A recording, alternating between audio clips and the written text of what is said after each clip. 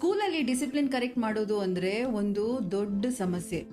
ಚಿಕ್ಕ ಮಕ್ಕಳೇನೋ ತುಂಬ ಈಸಿಯಾಗಿ ಮಾತು ಕೇಳ್ತಾರೆ, ಆದರೆ ಮಿಡಲ್ ಮತ್ತು ಹೈಸ್ಕೂಲ್ ಮಕ್ಕಳು ಅಲ್ಲ, ಅವ್ರ ಹತ್ರ ತುಂಬ ಕ್ವೆಶನ್ಸ್ ಇರುತ್ತೆ. ಇದು ಯಾಕೆ ಹೀಗೆ, ಯಾಕೆ ಹಾಗೆ ಅಂತ.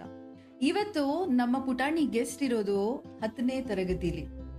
ಸ್ಕೂಲ್ ಅಂದಮೇಲೆ ಕೆಲವು ಒಳ್ಳೆ ವಿಷಯಗಳಿರುತ್ತೆ, ಮತ್ತೆ ಕೆಲವು ಏರಿಯಾಸ್ ಆಫ್ ಇಂಪ್ರೂವ್ಮೆಂಟ್ ಇರುತ್ತೆ.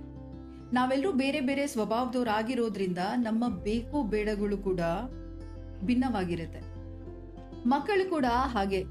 ಕೆಲವರು ಬೈದ್ ಹೇಳಿದ್ರೆ ಅರ್ಥ ಮಾಡ್ಕೋತಾರೆ, ಮತ್ತೆ ಕೆಲವರು ಬೇಜಾರು ಮಾಡ್ಕೋತಾರೆ. ಈ ಪುಟಾಣಿ ಗೆಸ್ಟ್ ಪರಿಚಯ ಕ್ಲಾಸಿಫೈಡ್ ಆಗಿದೆ. ಕ್ಲಾಸಿಫೈಡ್ ಯಾಕಿದೆ ಅಂತ ಹೇಳೋ ಅವಶ್ಯಕತೆ ಇಲ್ಲ ಅನ್ಕೋತೀನಿ. ಮಕ್ಕಳನ್ನ ಮಕ್ಕಳಾಗೆ ಇರಕ್ಕೆ ಬಿಡೋಣ.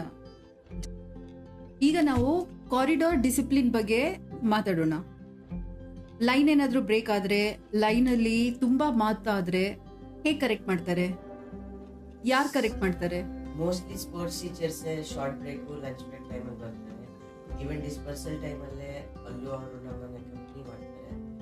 ಸೊ ಏನಾದರೂ ಲೈನಲ್ಲಿ ಜಾಸ್ತಿ ಮಾತಾಡಿದ್ರೆ, ಇಲ್ಲ ಲೈನ್ನಾದ್ರೂ ಸ್ವಲ್ಪ ಸೊಟ್ಟ ಹೋದ್ರೆ, ಅವ್ರು ಆ ಎರಡು ವರ್ಡನ್ನು ಇಟ್ಕೊಂಡಿದ್ದಾರೆ, ಡಿಸಿಪ್ಲಿನ್, ಆಟಿಟ್ಯೂಡ್ ಅಂತ. ಸೊ ಫುಲ್ ಎಪಿಸೋಡ್ ಕೇಳೋಕೆ ಡಿಸ್ಕ್ರಿಪ್ಷನ್ ಅಲ್ಲಿ ಇರೋ ಲಿಂಕ್ ಕ್ಲಿಕ್, ಫಾಲೋ ಮತ್ತೆ ಸಬ್ಸ್ಕ್ರೈಬ್ ಮಾಡಿ. ಇದು ಎಡಿಫಿಕೆನ್ಸ್ ಕನ್ನಡ ಮನಸ್ಸಿಗೆ ಮೈಕ್. ಮತ್ತೆ ಸಿಗೋಣ.